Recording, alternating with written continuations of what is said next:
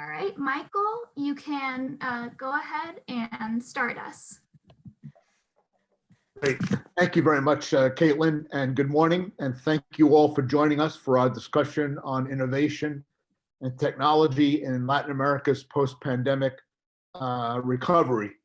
You can find information on the dialogue's other work on the coronavirus crisis up until now at the dialogue.org/COVID-19.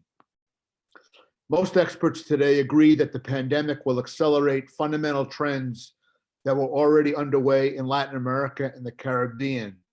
These include the automation of jobs, high labor informality, already slow economic growth, disillusionment with the quality of government services, and deep mistrust of political elites.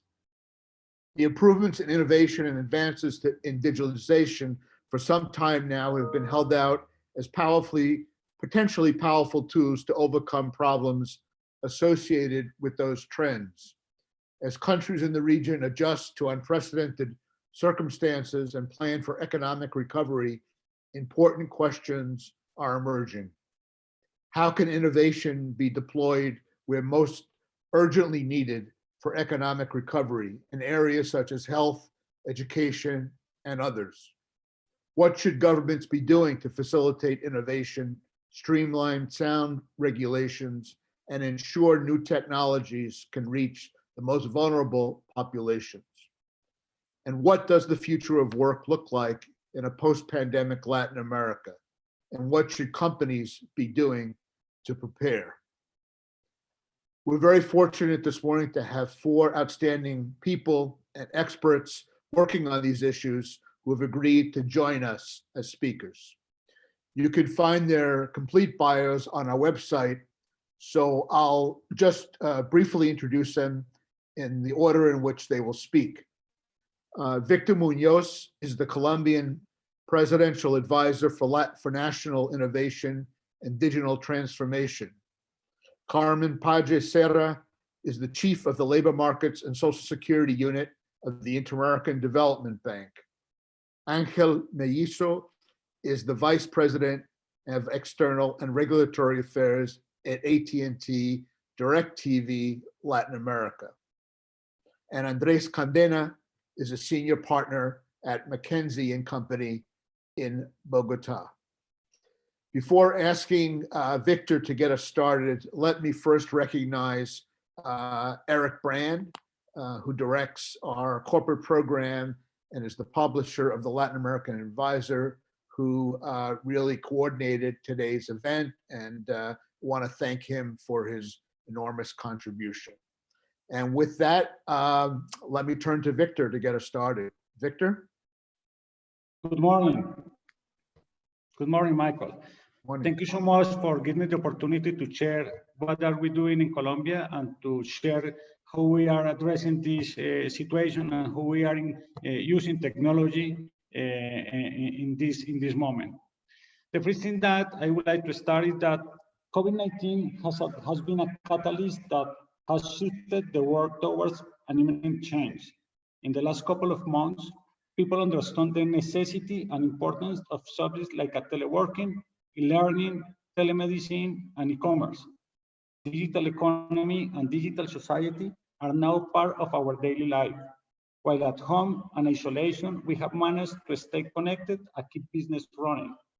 As part of the present situation, the idea of a more collaborative world has started to impregnate people, companies, and governments. Part of this is displayed in how the previous entities have started to share information like never before for among all. A couple of months ago, before the pandemic, the world was talking about the importance of remote working. However, the grand majority of companies have not implemented this policy. The present situation has forced companies to apply this in a matter of days in order to survive.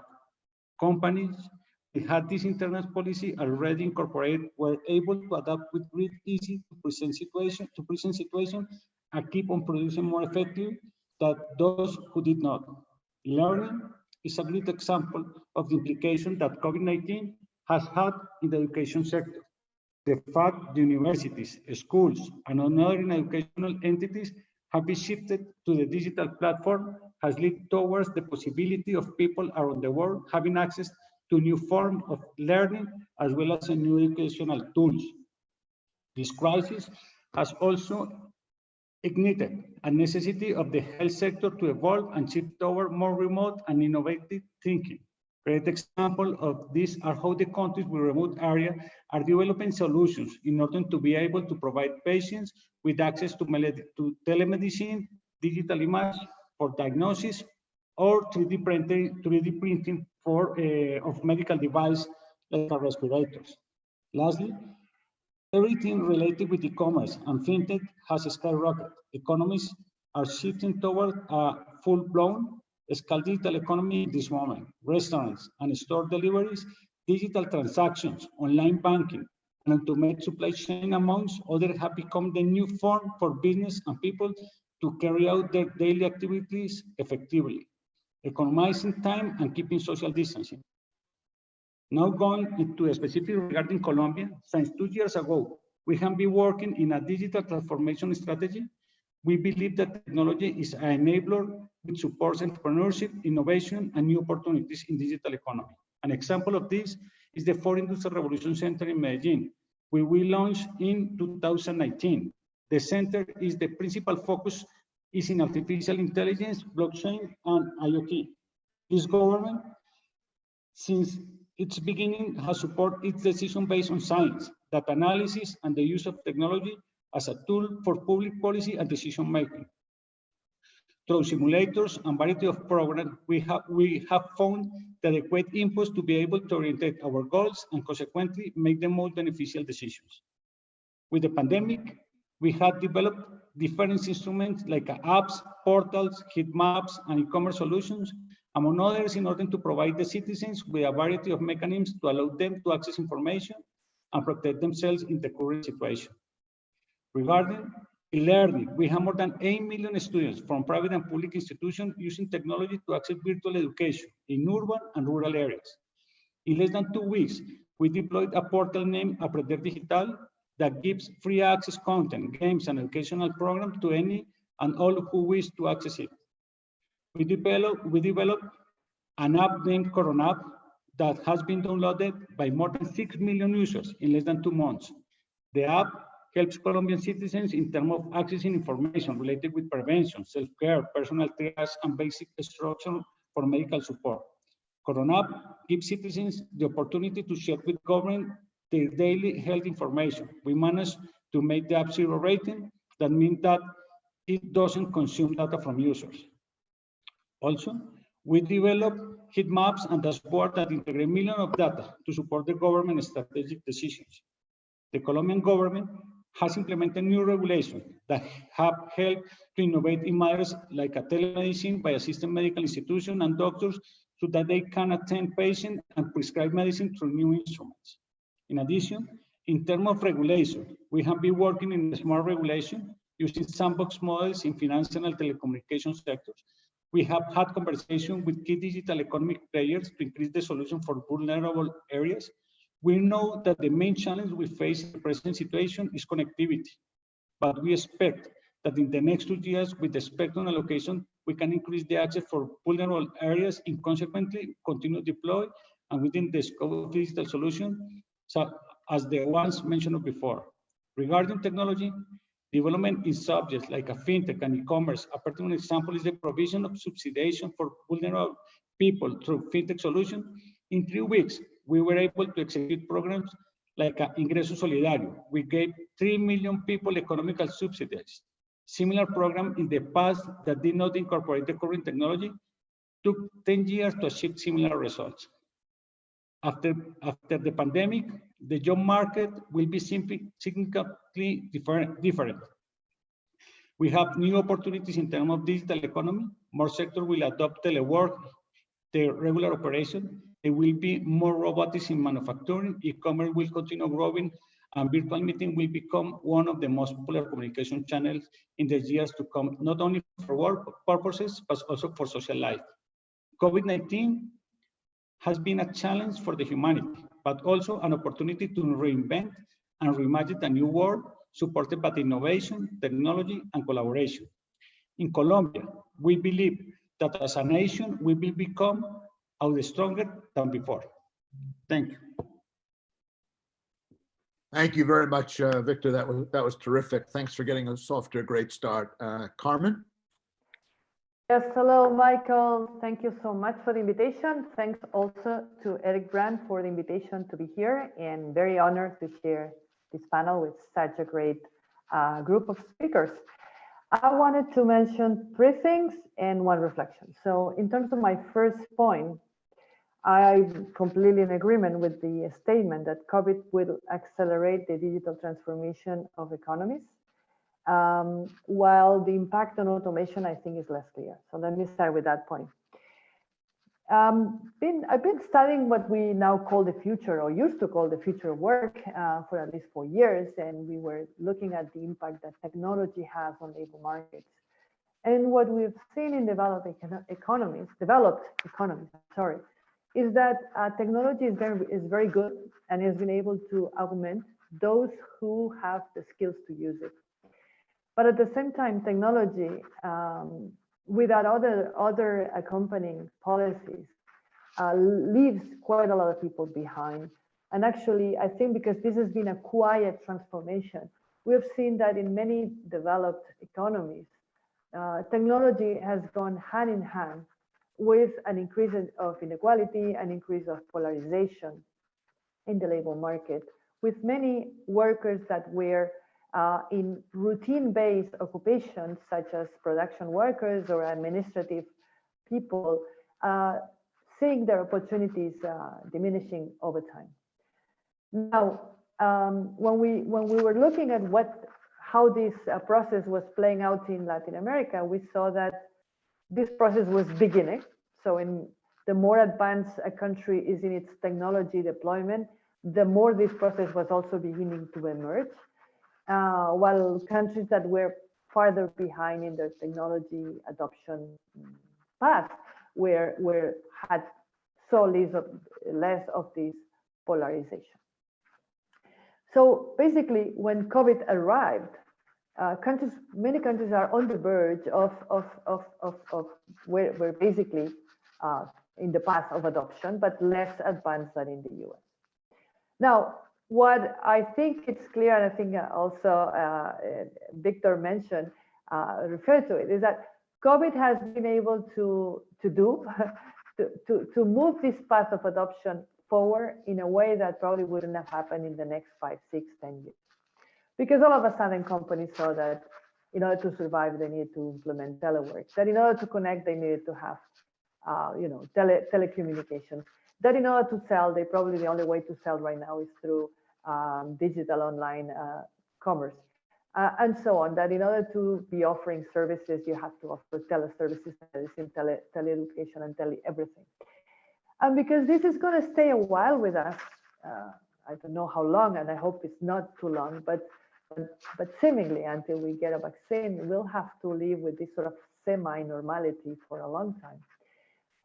This will stick, and new habits will be created, and people will probably be okay with telemedicine in the future, and telework. And today I saw that Twitter CEO just said that anybody who wants to telework in the future can do it.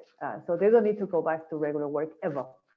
So I think this is going to be the new normal, and so clearly there's going to be a huge push forward towards higher digital technology, higher adoption of digital technology. I think this is without any doubt. Now, in terms of automation, I think this is less clear. On the one hand, I think people are going to be preferring robots to humans because they don't spread the virus and they don't get sick. So that's definitely a big advantage they have. But on the other hand, I think we cannot forget that companies are getting really squeezed out of cash, probably with higher debt. And at the same time, when we finish, or we're already seeing that the cost in terms of unemployment and layoffs and people getting out of the labor force is brutal. And therefore, if automation caused a lot of fear in the past, I think it may cause a backlash in the future. It's going to be difficult to convince unions or representatives of workers that this is a good time to automate when you have large numbers of people in the streets looking for jobs. So I think this is going to be less clear. But I think digital technologies, on the other hand, are not so much associated with this direct substitution. They haven't conveyed this image in people that they're being sort of laid off because a robot is taking their job, and therefore it's not going to be so conflicting. Now let me go to my point two. Point two is that adjustment is lumpy and the post-COVID world requires new skills. So let me explain this. What we see from past recessions, particularly big ones like the Great Recession in the last financial crisis, is that when a recession meets this process of technical change, of transformation of the economy, what we see is that rather than having like a smooth adjustment, what we see is a lumpy adjustment. Companies that were already seeing these trends and they were needing to adjust, now they will adjust. And many workers that will lose their jobs today are those workers which in a way their demand was already, before COVID, was already in decline. So we'll see that many of those workers that today lose their jobs, there'll be those who are less able to work in digital environments, who are in routine-based jobs like in administration, probably in production lines and so on. And that they're going to have a hard time adapting to a post-COVID world because this world is going to be very intense in precisely what they cannot do. So I think this is going to be a key factor. And when we saw the last recession, for example, in the US, we saw this. We saw exactly this pattern happen. We saw that companies laid off a lot of workers, and then when they started rehiring, they rehired very different workers. Their request for education and skills increased substantively in the post financial recession world. And this actually continued even once the level of economic activity was fully recovered. So this is clearly a shift that rather than happening through many, many years in a smooth way, it happened almost overnight during the Great Recession. So as we move forward, the prospect of having a huge pool of unemployed workers without the skills required for the new economy is very important. I think this is something that we need to bring into the equation. I think today what we're seeing is a huge need of reinvention by part of government, which needs to mutate to a wall of digital technologies and digital government. Companies which need to change their processes and become much more adept to using the digital technologies for their production, and workers that need to incorporate those skills in order to be able to continue contributing, working and contributing to society. So we'll need a lot of innovation, not only in health and in primary and secondary education. We'll need a lot of innovation to see how we put back a lot of workers into back to work, right? And if we see the US already, we see like more than 30 million workers have claimed for unemployment insurance, have lost their jobs in the last 6 weeks. In Latin America, we're seeing huge numbers. I was just seeing yesterday, like Dominican Republic, 20% loss of jobs in only in the formal sector, and so on and so forth. I mean, we are seeing 500,000 jobs lost in Mexico in the last month. I mean, these are huge numbers, and we'll live with unemployment for a while, and so we need to act. And that goes to then what can we do to sustain to bring these workers back? And I think, as I said, we'll have to use technology to solve problems that in a way technology is creating. So we'll need to deploy instruments for companies to restructure and for workers to be able to work in new tasks. So we'll have to combine with incentives for companies to hire workers. So I'm thinking here possibly schemes that governments could implement, some sort of funds that governments could put could make available to companies to compete for these funds and say, look, I want to hear your plans for investment in technology at the same time that you want to create new jobs because we need more people to be back to work, and what skills are you going to provide to these workers? And the best proposals, the ones that seem more interesting from the point of view of producing investments in new technology and producing jobs and new skills, those could be funded, or at least co-funded by government. Other types of initiatives I think that we could implement are income protection schemes, but rather than pure subsidies, think that this is a good time to retrain workers for new skills. And so we could bundle this protection, some sort of maybe conditional protection on retraining and getting a certification in those tasks and occupations that we know are going to be in high demand in the future. But also we need to develop new offerings that can cater to this adult population.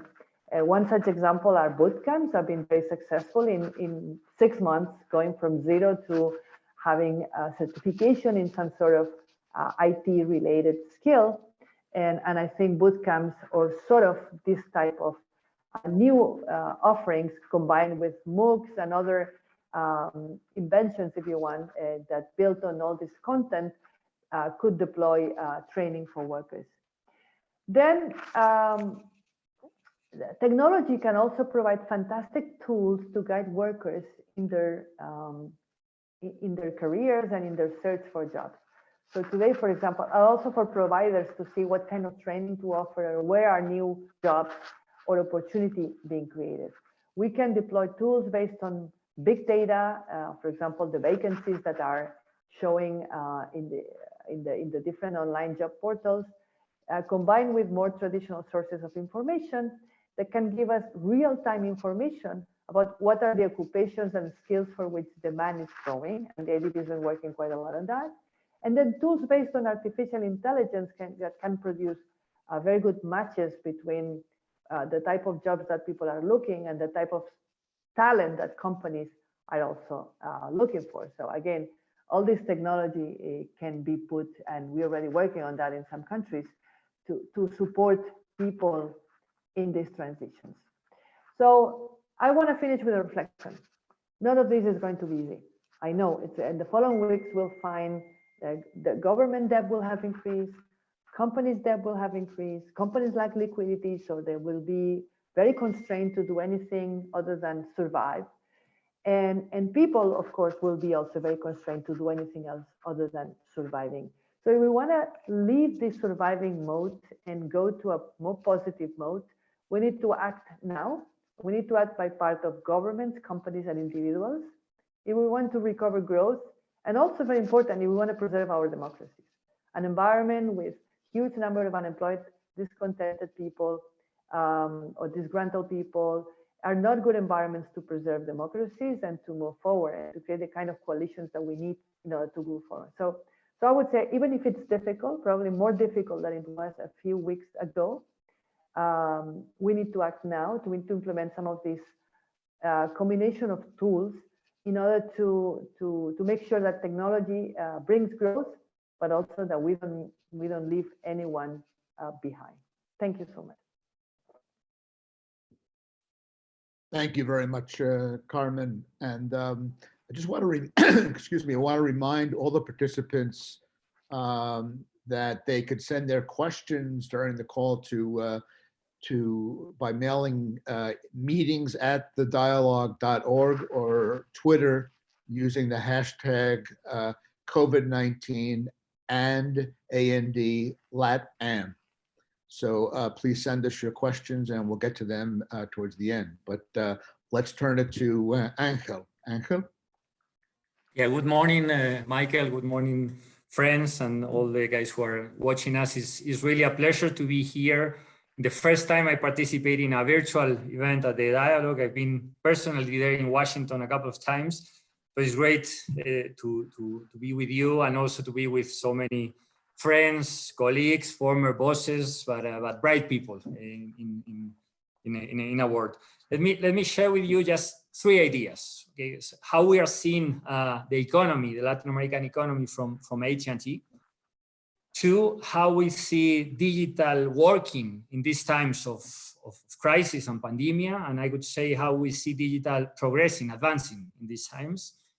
And finally, a reflection combining the 2, the economy and the digital, arguing that the post-pandemic Latin America needs more digital, more technology. And in order to do so, we have to do 2 things that are linked to the speeches that we have been listening to of Carmen and Victor. First, acting in the short term, we have to act soon, but these actions should not deviate us from the long term. So we have to avoid shortcuts that are actually bad for the longer term.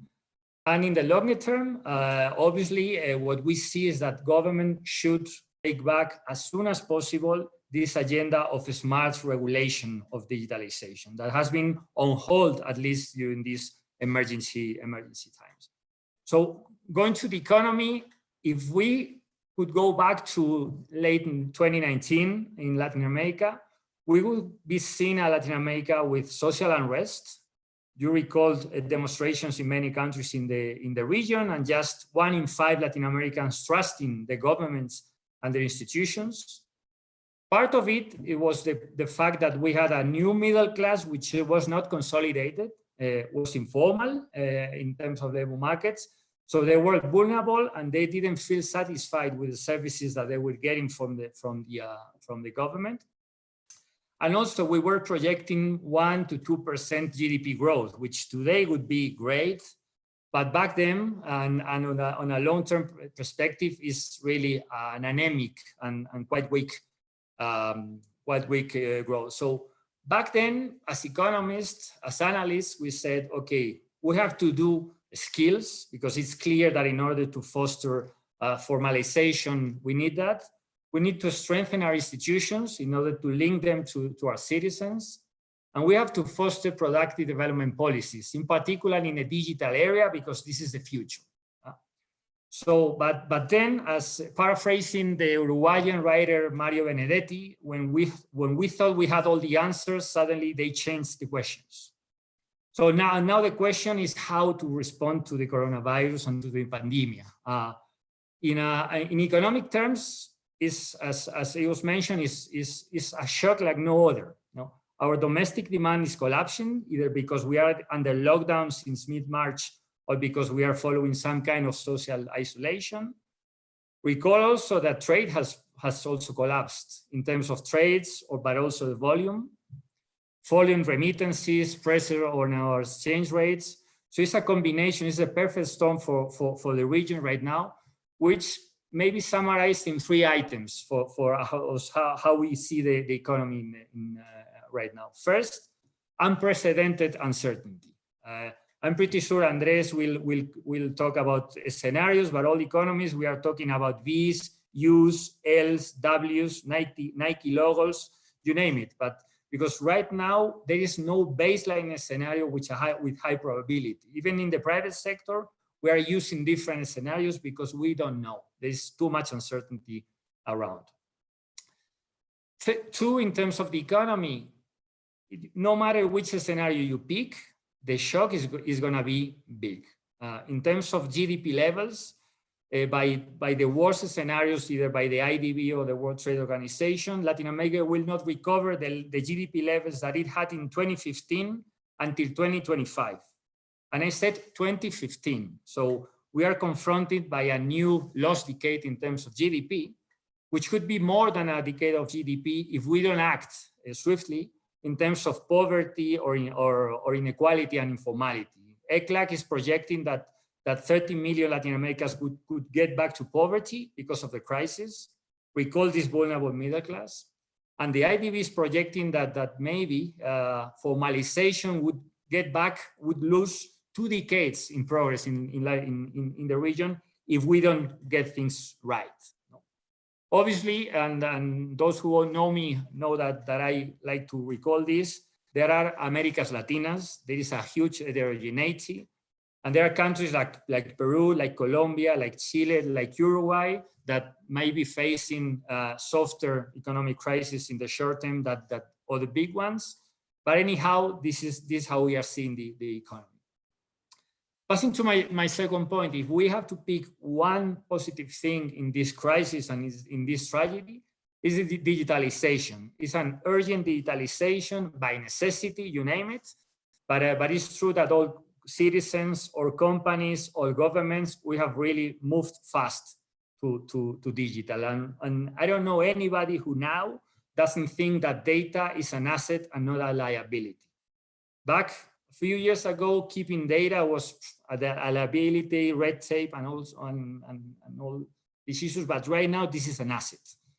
And this is because digitalization has progressed, and we are testing the infrastructure as never in history, because all the digital structure that all countries have were not foreseen for us to be working from home.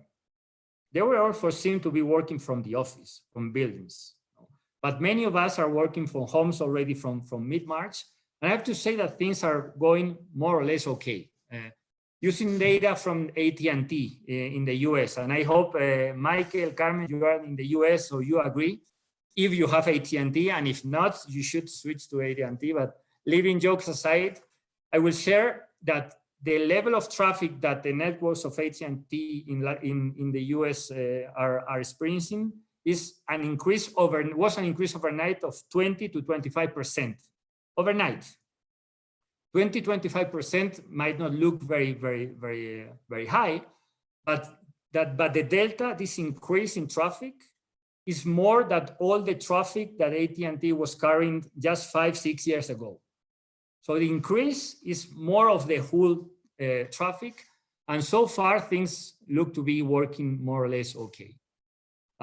What do we know in Latin America? Well, here using data from CAF, the Development Bank of Latin America, traffic has boomed, but we are seeing some falls in speed, especially in countries as Brazil, Chile, or Ecuador, and also in latency, this waiting that we have to be following when we try to upload something. So somehow our systems in Latin America are being tested. And the other feature I wanted to highlight is that also we are seeing huge digital divides and differences between citizens.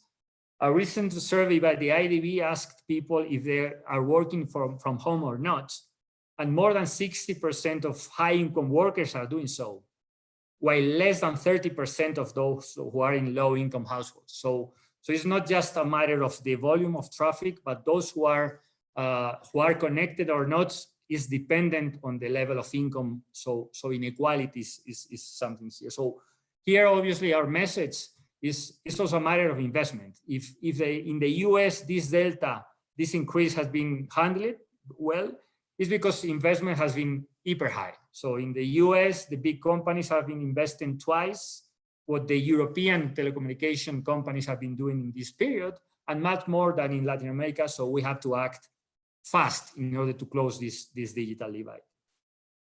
So what's the road ahead? And that's my third point.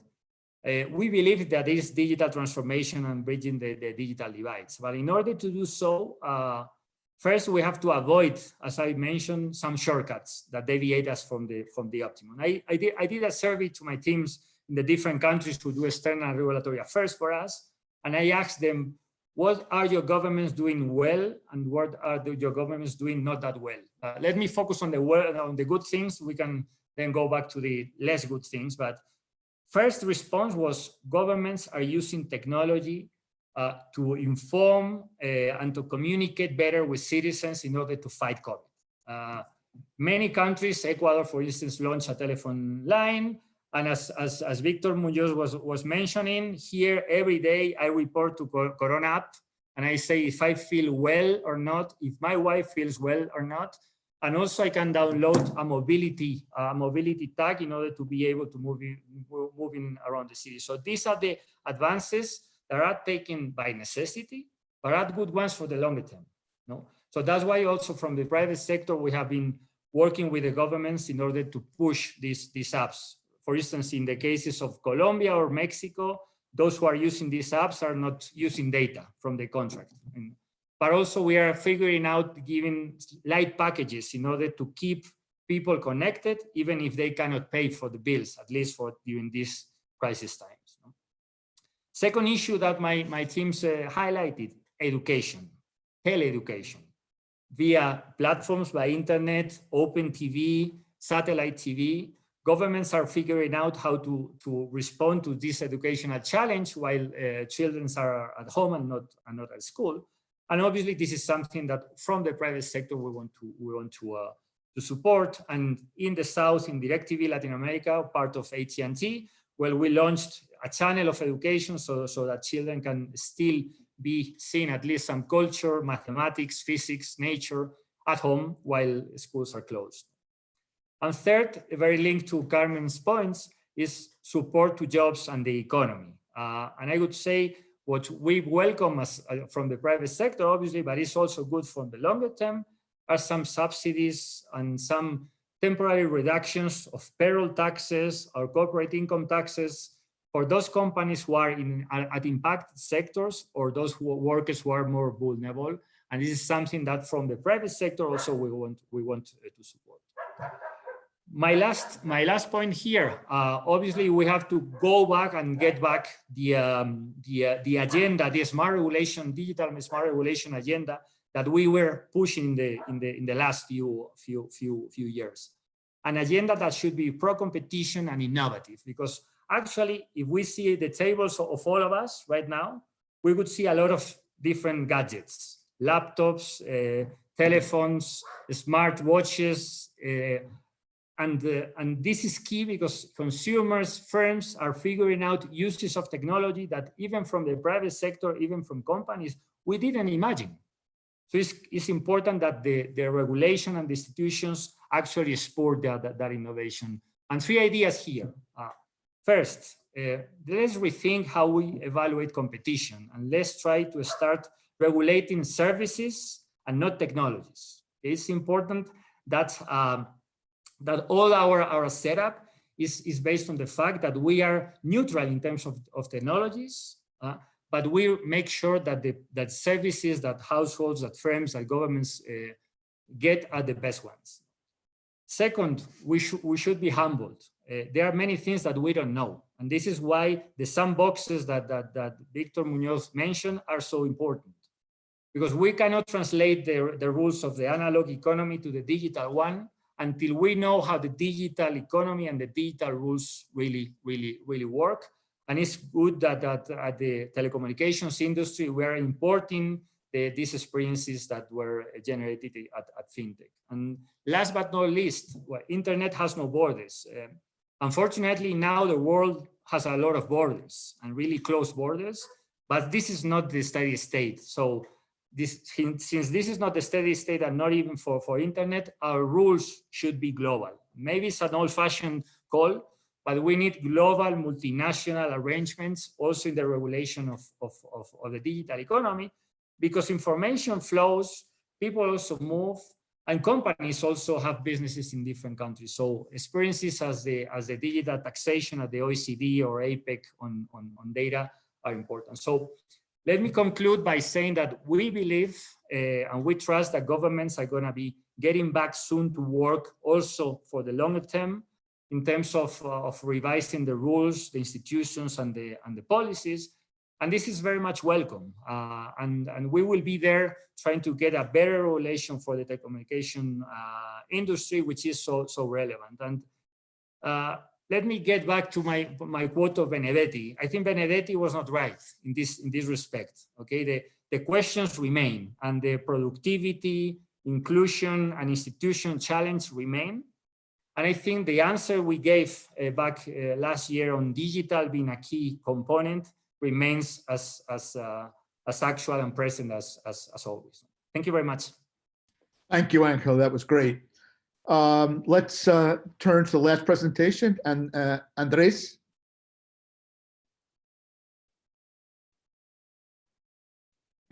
Perfect.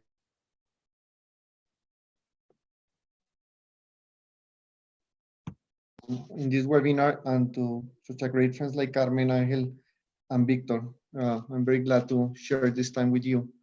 I'd like to talk about three aspects on this conversation. First, where we were before COVID and what was happening in general on digital arena in LATAM. Then what COVID means and what is the type of disruption that we are seeing right now, and then the potential opportunities. So let me start first with my own vision of what was happening before COVID in general in the digital arena and the digital advancement in LATAM. And I would say that we were going in the right direction and we were moving relatively well compared with some other parts of the world. We were moving at a speed similar to some of the other developments in the world. So to give you some numbers and some facts, first talking about some of the external documents that we have been reviewing, like for instance, what that CAF produced last year, where basically they showed that the digital ecosystem in LATAM was growing around 6.2% pre-COVID for the past 10 years, which was faster than in some of the other regions in the world. So first fact. The second one, which also showed good signs of move, was the way that investment were coming, especially on VC funds, to the region. And we saw on the past years, the past 5 years, at least 25 technology companies that successfully scaled up. Several of them became unicorns, like Rappi, like Mercado Libre, and Nubank. And Mercado Libre now being valued more than $38 billion. So we saw a good move in the region pre-COVID. And if we see some other indicators, like for instance, internet penetration, the growth of internet penetration in the region, although still below, when you compare with OECD, it was around 65% penetration compared with 83%. So we were still lagging behind, but we were moving ahead on internet penetration. On digital payments, you see in high-income countries around 61% penetration of digital payments. We were still lagging behind, but starting to move on with an average of 13% for Latin America. When you see the behavior of firms, especially B2C firms, we did a very large survey on B2C firms, and we found out that the digitalization of the firms in LATAM was around 3 to 5 years behind the North American peers. For instance, when you see digital sales, you see an average of 30% for North America versus an average of 17% for Latin America on digital sales. When you see the regional digital exports grow for the region from 2005 to 2018, it was 8% for the region. And when you compare with some other large scale and rapid growth regions like the South Asian countries, you see a 12% growth. So we were at around 60% of that growth, but compared with the size of our economies, we were moving rapidly in the right direction. Still, you see the gaps that I was describing with OECD. But then it comes the trick, and it's when you see averages, then you get confused. And I would claim that one of the issues that was having pre-COVID in Latin was that the average doesn't necessarily reflect the reality for many of the Latin American countries. And there's a lot of inequality in the digital transformation that is happening across the region pre-COVID, or what's happening. So if we see, for instance, internet penetration, you have 82% penetration in Chile, or 74% penetration in Argentina, but only 44% in Bolivia and 32% in Honduras, just to give you an example, in Honduras. If you see the VC capital that came to the region, that came in the billions, it is highly concentrated in Brazil and Colombia, receiving more than 80% of that VC capital. If you see the size and the way that digital was transforming companies, there's a 7x difference on the digitalization level in the survey that we run in the different countries between the large firms and the small firms. And these numbers are very similar to several countries. I'm talking here mostly on what we saw in Chile and also in Colombia. And this is mostly because the lack of digital talent and knowledge to digitalize and the access to resources for the smaller firms to do it. If you talk not in terms of firms, but in consumers, you see that the low income level of consumers have only 17% access to internet when compared to 66% of the high income ones in most of the countries. When you see urban workers vis-a-vis rural ones, for sure the rural ones are less users of internet, and the difference is more than 50% in most of the countries. And when you then unlock that and understand the differences between the different populations, the different countries, rural versus urban, low income versus high income, small firms versus large firms, then you realize why there's such a big difference and big gap in productivity across the region between the large companies and the small companies. And it explains partially the lack, what we call the missing middle of companies in Latin America that are not having access to the right technology and innovation. And talking about digitalization is a wonderful opportunity to showcase the situation. So that was basically LATAM. And if we had not had COVID, probably we would continue on this dialogue discussing about what does that mean and how to solve for that gap. But then COVID came here, and it comes to my second point. What has happened now, and why the new norm, and what is that type of new norm? When COVID came, of course, we as the rest of the world were not prepared, but we have to move on. There was no option. And most of the countries went into a lockdown and a severe lockdown. And what was the impact on that? There was a quick response across the region from governments to the reality that we were living. And that reality, of course, was that lack of ability to interact among each other and having to move to the virtual reality. And every government did what it could. So they start to move social services, government services, probably the most important one, education, into digital. And they found the reality, the differences between different countries and the ability to really use infrastructure, the limited resources that we see that are the required to deal with the acceleration, the required acceleration that we were asking to the countries and to governments. And we're living through that. There's no right or wrong answer. We're just living through that. But on top of that need to move into digital, the other reality that we're living through is that to fight against this pandemic and to be able to solve for the virus, we only have 4 tools in the absence of a vaccine. Number one is accelerating and creating a better healthcare capacity, and every country is working as hard as possible to do that. And we know that the bottleneck is on ventilators and on medical resources, and every country is working on that. So it's number one strategy. Number two strategy, it's basically being able to cope with the demand for the social, for the healthcare system. And that is basically moving on proactive strategies to control the rate of contagion of the virus. And that actually has 3 internal strategies. One is everything related to testing and tracking and isolating people on the chains of contagion. So countries are developing that as fast as possible as well. On top of that, they have developed protocols. So if there's someone on the streets that is sick, you can decrease the probability of getting contagion across multiple people. And then protocols have become the norm on the past weeks around the region, as well as around the world, on how to prevent that sick people could contaminate healthy people. And that's the second strategy on that axis. And the final one is social isolation. That it's okay, given that we cannot isolate everybody that is sick. Hopefully we could, but we can't.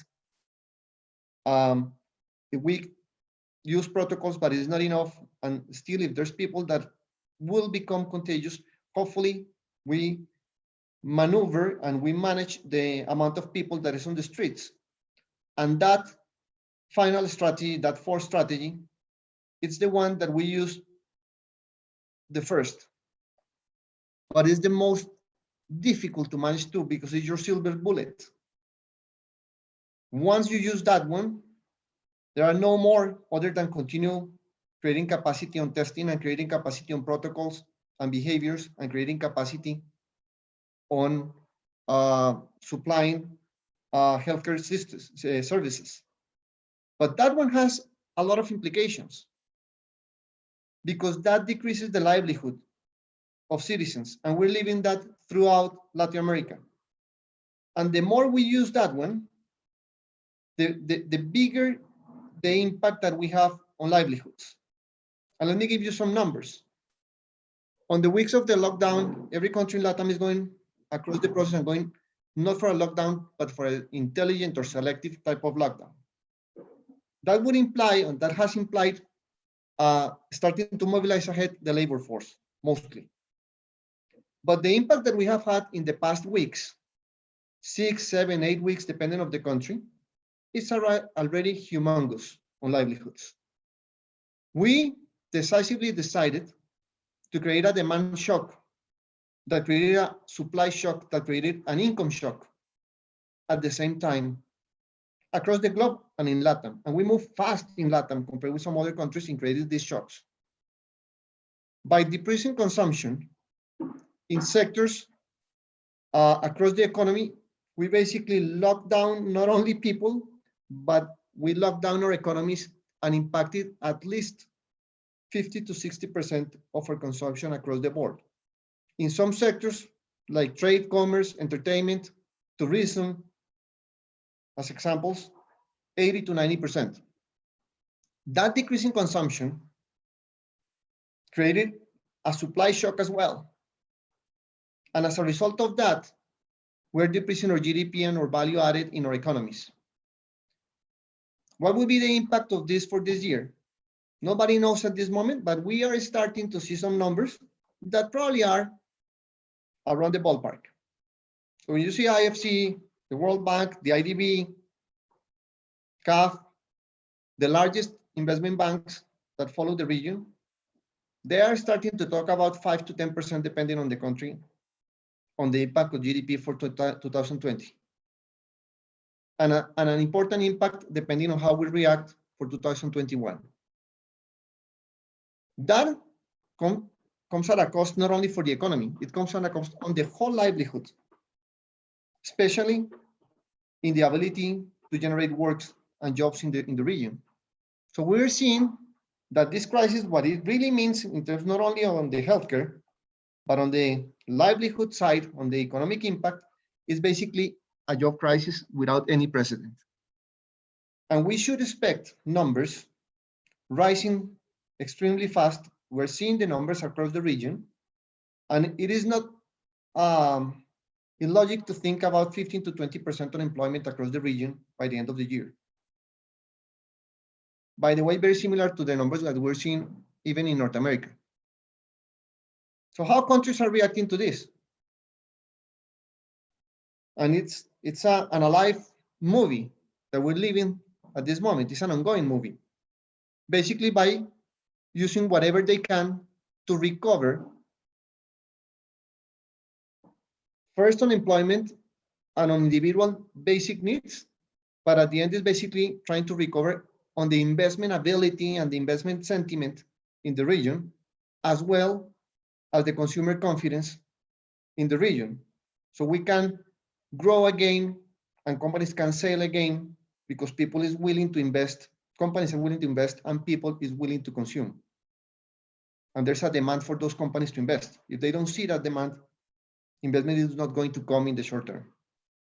So the first package that we see is a fiscal stimulus package across the region that ranges between 5 to 18%, depending on the country, of GDP. It's a large stimulus. It's a very large stimulus, but it's basically a liquidity stimulus at this moment that aims to stop the job destruction that we're seeing across the region. And I would claim that is not enough, despite the size of the stimulus package that we are putting across the region. Why do I believe that? It may stop the bleeding in terms of job destruction. It may allow for people to get the basic needs, but we need to restore investment confidence and we need to restore consumer confidence to move the circle of growth again in the right direction and not in the wrong direction. What would that imply? it would probably imply the need of continue expanding and creating the conditions for the region to receive investment within the countries and international investment across the different sectors. And that is the next phase to me. So the first one was contaging and managing the epidemic. The second one is stop the bleeding. And the third one is rethinking for reimagining for the future and creating the conditions so people and companies, institutional investors, local and external governments and private individuals and companies invest back and create the demand and consume. And you have to set up a process in which people has that ability to rethink, retool their heads and say, we have to continue living and we have actually to move forward faster than before and recover what we lost. And that would imply, unfortunately, as Carmen was saying, that the level of indebtedness for the region is going to be like never before, public and private. We are borrowing for the future to spend in the present and be able to move on with this crisis. And then the question comes, how are we going to do that? We have already invested a lot of money. Invested, no, expend. But it has been mostly assistentialist. In some countries, more by the central government. In some others, risk has been shared between the private and the public sector. It depends on the type of stimulus that you have used. But we have mostly burned that money. It's assistentialist money across the border. So the question is, in the second or the third phase that requires at least the same type of money to mobilize these economies, what are we going to do? Are we going to again go into an assistentialist model?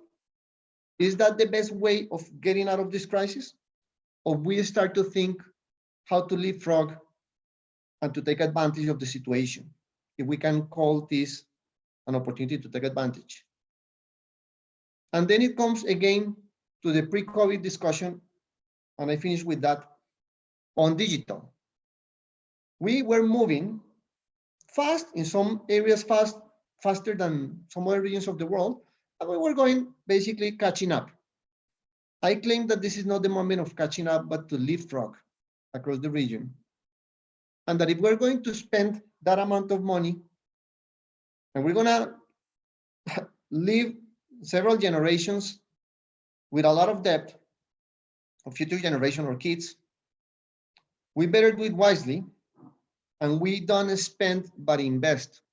We don't create an assistentialist model across the region, but an innovative model to go through. Let me come back to history. That has happened already here in the region and in the world. After the wars, in 2008, in 1999, 2000, with the bubble burst of internet and the crisis, the real estate crisis in Latin that coincided and created a big financial crisis.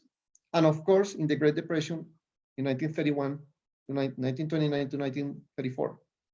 And we went through, and I would claim that if we think this as an opportunity to leapfrog, we could even take advantage of this horrible situation that we're living at this moment.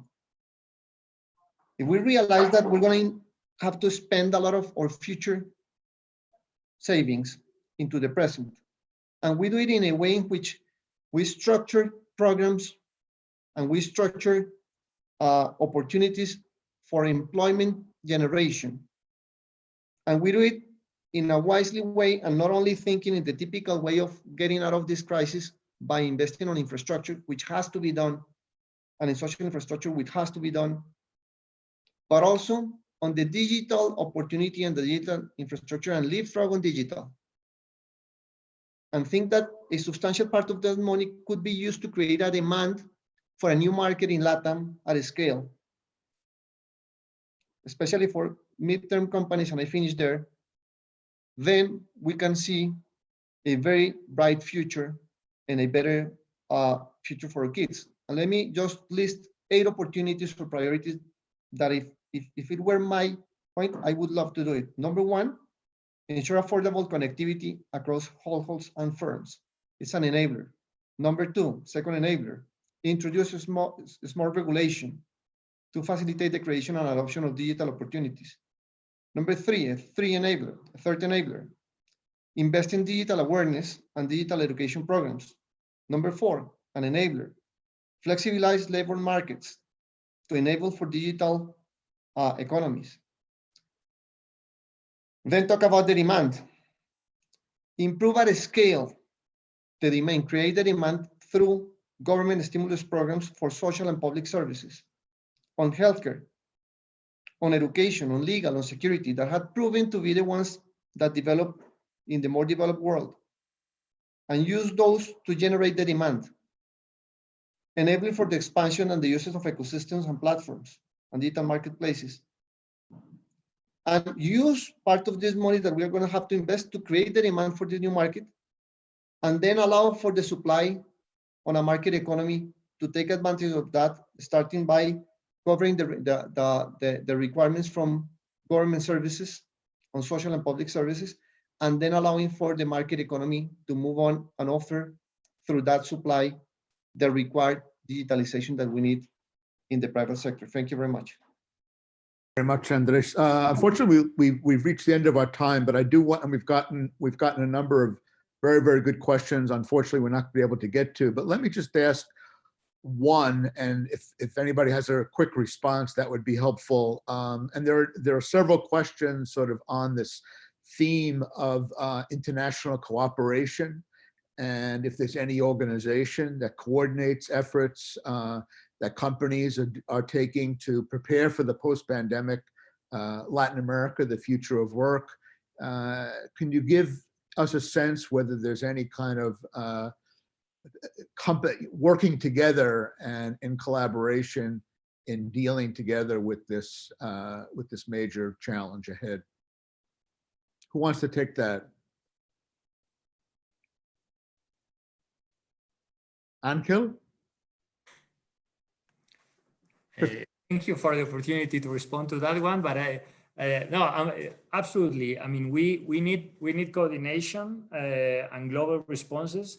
And actually, I'm gonna forward these questions to Carmen because when I stress some of the good samples that we were mentioning, many times they were bilateral coordination between the governments and some business organizations, on some businesses directly. No? But I see a lot of margin of development banks, specifically to start financing some of the needed digital infrastructures that Andres was mentioned, but also to bridge some of the digital and skill gaps.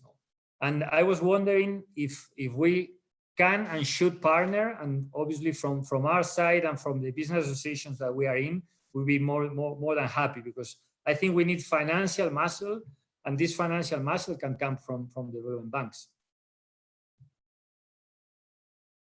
Do you want to add anything?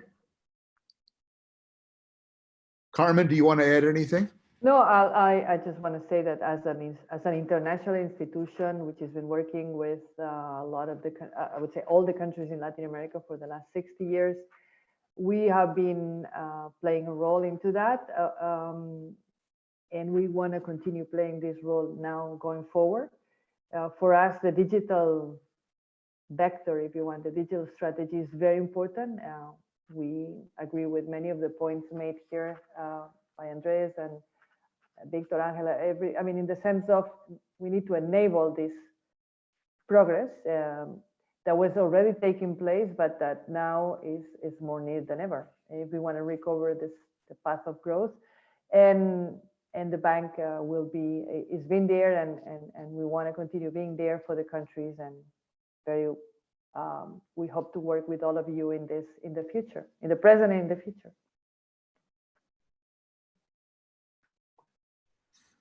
Thanks to all of our excellent speakers. I'm sorry that we weren't able to get to all of the very good questions and comments, but I want to emphasize, this is an ongoing conversation. There are just so many issues to cover, and the dialogue will continue this series on COVID-19 and the pandemic, and certainly and Latin America, should say, and certainly this issues of innovation, technology will be at the forefront of that agenda. So I want to thank all of you for participating. Thanks to our excellent speakers, Carmen, Angel, Victor, and Andres, for your very, very good presentations. And I want to give a final thanks to Caitlin and Eric Brand for organizing this. And I hope all of you will continue to follow the dialogues series on COVID-19 and Latin America. We have several coming up in the next couple of weeks, and we hope you can join us. In the meantime, please, all of you, stay safe, well, healthy, and please take good care. Thanks to all. Thank you.